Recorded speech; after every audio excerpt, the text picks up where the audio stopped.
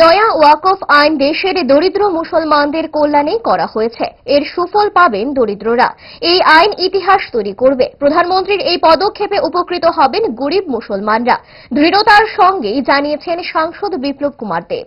যেভাবে ওয়াকফ বিলকে প্রস্তুত করা হয়েছে, নিশ্চিত গরিব মুসলমানদের জন্য করা হয়েছে। ইতিহাস সাক্ষী হবে নরেন্দ্র ভাই মোদী এবং অমিত ভাই ইতিহাস তৈরি করে আজকে মুসলিমদের জন্য ন্যায় করেছে। আর মমতা ব্যানার্জি আজকে যে রূপ তৈরি করেছে, 26,000 চাকরি খেয়েছে, বরবাদ করেছে মহিলা, নিজেই চাকরি দিয়েছে, নিজেই খেয়েছে, সবকিছু করে মানুষের ধ্যান ভটকানোর জন্য এখন জাতি দাঙ্গা স্পন্সার করে করছে। আর মায়া কান্না কাঁদছে, মানুষ ভুলে যাবে এদেরকে মাফ করা হবে না।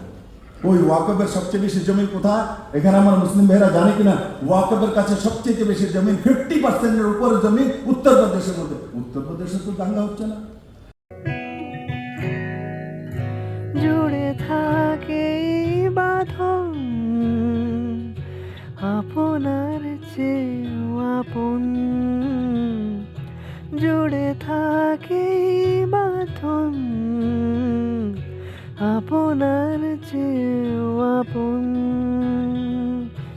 আপনার চেয়েও আপন।